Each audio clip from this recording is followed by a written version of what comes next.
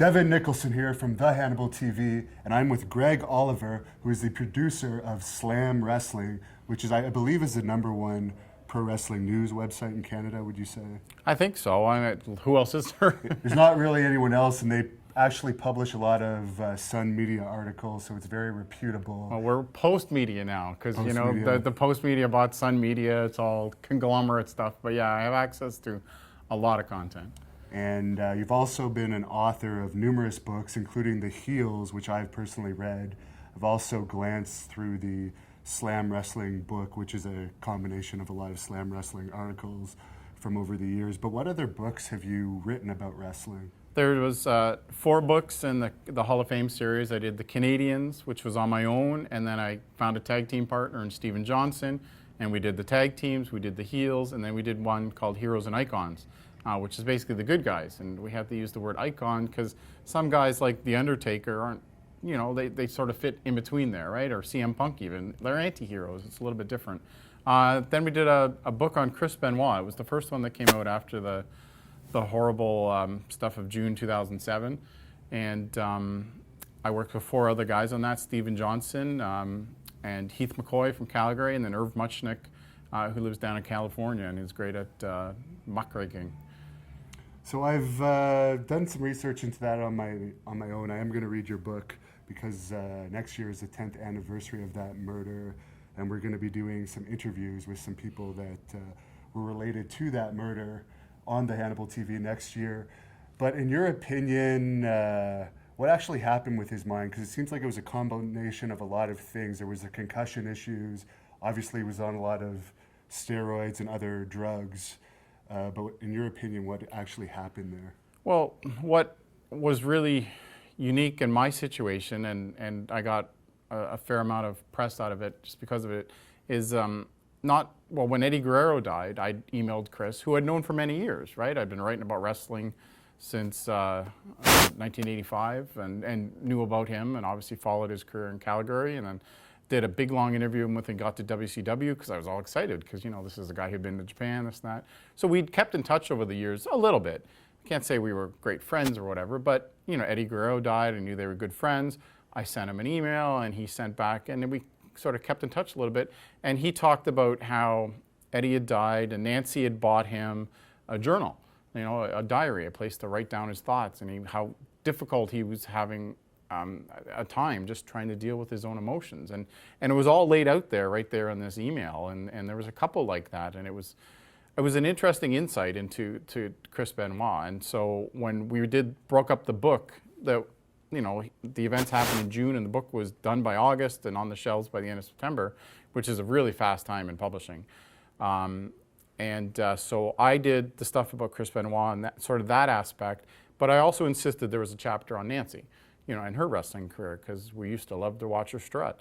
And what happened exactly? I don't know. I think depression was certainly a big part of it. And you just think in 10 years how much further we've come in understanding concussions and how that affects depression and how that affects mood and reactions and actions. So I think there's it didn't get discussed a lot at the time. But I think depression had a lot to do with it. And because he also lost his friend Johnny Grunge, who lived there in Atlanta. So there were a number of factors that just added up, and then he snapped. Yeah, and I could see someone snapping almost for killing their wife, but it just seems so tragic that the child was murdered as well in that situation. Amen, amen. Really unfortunate. I was on Entertainment Tonight Canada with the book when it came out, and my son had only just been born, like in November 2006, and this is, you know, not that much long. It's not even a year later, and you know, you just don't understand how anyone could do that to a child.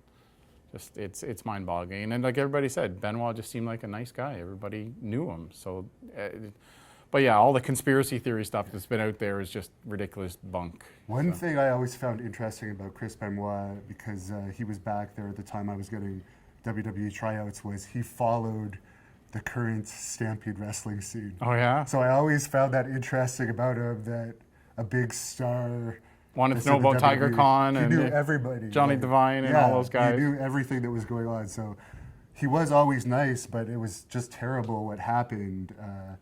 And I guess no one will ever really know the true story, but there was definitely a lot of mental health issues with him, from what I understand. But we're going to talk to a lot of the people that were involved in that in the coming months. And I just have another question for you regarding that. Is the WWE Network showing his matches again now? Because I have heard that even though they're not showing them on TV, I've heard some people say that some of his matches are now airing on the network. I don't have the network, so I don't know myself. Yeah, I've heard a little bit of that too, but he creeps in just in little ways, right? So they just released a 100 Greatest WWE Matches thing, a book, and which is a bit odd because you'd think it'd be a great special on your on TV or to do release a DVD or something, but one of his matches was in there. So I mean, there's little ways he's crept in there. He's in the encyclopedia.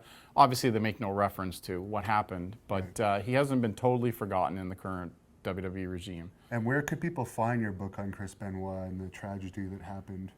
What's been neat is I got the royalty statement not that long ago, and it's a book that people have been picking up with electronic versions, ebooks. Like that's something that didn't exist 10 years ago, or certainly not in any big form. So oliverbooks.ca has all my books, including my hockey books. There's new hockey books coming out. We did Don't Call Me Goon, Goaltenders Union, written in blue and white. Red Lines, Blue Lines, and Goal Lines comes out in October 2016, and then in March 2017, there's a book on Father Bauer and the entire Canadian Olympic program. That's pretty interesting. That'll be a really neat book. You're an Ottawa guy. They were based in Ottawa. They were based in Winnipeg. But I'm for a while. obsessed with wrestling, and I unfortunately don't do the hockey stuff. Yeah. I do security at the hockey arena, though, so I do watch a lot of hockey games. Yeah, oliverbooks.ca, and then Slam Wrestling is, you can just Google it, or slam.ca should get you to the sports site. And I'll recommend that site. That's where I go for a lot of my news. So Greg Oliver from Slam Wrestling, thanks very much. Thanks for having me on the show.